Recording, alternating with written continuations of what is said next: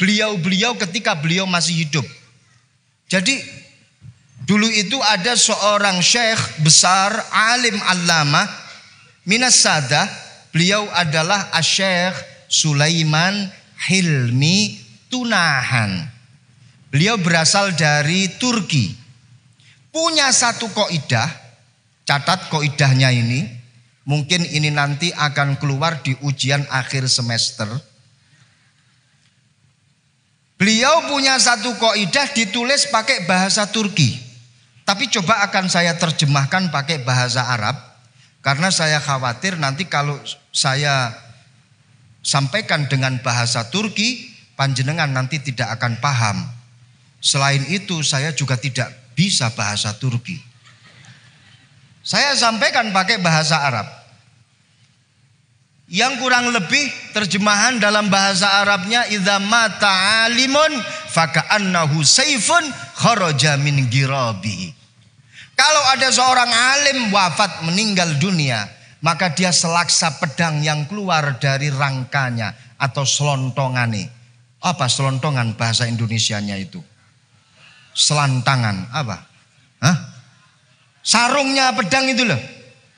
Kalau ada orang alim meninggal dunia, maka dia akan seperti pedang. Pedangnya lebih tajam, lebih dahsyat seperti pedang yang keluar dari sarungnya. Kalau masih hidup, itu pedang yang ada di dalam sangkar, pedang yang ada di dalam sarung. Sudah bisa menakutkan orang. Jadi seperti Kiai Mazlan, ini semisal jalan-jalan di tempatnya para santri, di asramanya para santri. Beliau bawa pedang, pedangnya nggak dibuka, hanya dibawa lontang-lantung gitu saja. Semua santri pasti akan ketakutan. Bu, Kiai Mazlan bawa pedang, abu ini mau ngapain? Tangki. Itu padahal pedangnya belum dikeluarkan dari sarungnya. Coba kalau pedangnya Kiai Mazlan dikeluarkan dari sarungnya. Ini yang ketawa pasti pikirannya ke sana ini. Itu pasti kalau pedangnya sudah keluar dari sarungnya, blok. Yakin santri-santri pasti akan tidak hanya berdiri ketakutan, lari semuanya. Betul. Pedang-pedang yang ada di dalam rangkanya itu, jangan pikir macam-macam lah. Memang terlalu malam kalau ngaji itu bahaya. Bisa ke arah sana sini memang. Tapi harus kita batasi. Banyak yang 17 tahun ke bawah di sini. Masya Allah.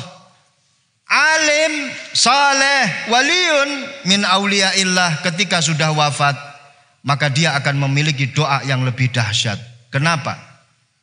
Kata Imam Abdullah bin Alawi al-Haddad begini, orang itu kalau masih hidup dia pasti tersibukkan dengan dua hal.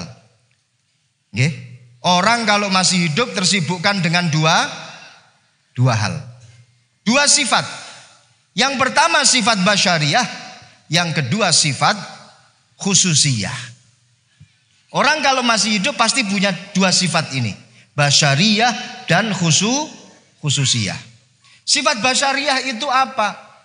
Kalau kata orang Jawa, sifat basyariyah itu sifat kamanungsan. Sifat seorang manusia wajarnya. Semisal, ketika dia berbicara 1 jam, teriak-teriak di depan para jamaah, terus kemudian haus, itu manusiawi enggak? Hah? Manusiawi enggak? Manusiawi, ini namanya sifat basyariyah. Saya enggak bilang panitia loh ya, saya hanya mencontohkan sifat basyariyah. Ini namanya sifat basyariyah. Sama juga panjenengan, ketika panjenengan 1 jam dengerin orang ngomong dari tadi nggak turun-turun, terus akhirnya sikilnya, kakinya semutan, geringgingen, apa muncak noreng Madura neka? Hah? Padegi, geringgingan, manusiawi enggak? Manusiawi enggak? Panjenengan 1 jam dengerin orang ngomong, sampai akhirnya ini boyoken, apa namanya boyok itu? Sakit tengah. Itu kira-kira manusiawi enggak? Manusiawi. Makanya melanggar kemanusiaan kalau ngaji sampai malam-malam. Enggak usah lama-lama saja. Ini basariyah. Kalau khususiyah itu sifat spesial. Saya akan merasionalisasikan atau mengilustrasikan. Orang kalau di tengah-tengah jamaah, ketika pengajian, terus kemudian dikasih air minum, terus kemudian bingung cara bukanya bagaimana, cara minumnya juga bagaimana, mau diangkat dilihatin banyak orang, minumnya harus ditata, pakai tangan kanan, sebelum minum juga harus baca, habis minum baca, dan minumnya betul-betul ditata dengan rapi. Ini khususiyah karena di depan jamaah. Kalau nggak di depan jamaah, masa bodoh. Bareng sama teman-teman, nggak mikir mau bukanya gimana, mau pakai tangan apa, naudzubillah min dzalik, pakai tangan kiri, tetap diminum. Ini namanya apa? Sifat khususiyah. Nah, manusia itu kalau masih hidup, itu ya semacam itu. Tapi kalau sudah meninggal, manusia itu sudah nggak punya sifat basariyah. Nggak ada ceritanya manusia kecapean ketika mati terus kecapean minta dibawakan air, nggak ada. Di kuburan minta air, di kuburan minta dibawain aqua, nggak ada. Yang tersisa hanya sifat khususiyah. Ketika yang tersisa hanya sifat khususiyah, maka ketika dia berdoa, doanya akan mustajab langsung tanpa ada halangan, tanpa ada gangguan. Beda dengan orang yang masih ada basyariyahnya, masih ada khususiyahnya. Kadang ketika berdoa awalnya khususiyah, khusyuk. Allahumma sholli sholatan kamilah wa sallim salaman. Khusyuk. Tapi setelah itu kemudian geleor, digoda dengan basyariyahnya. Ini nanti konsumsinya apa?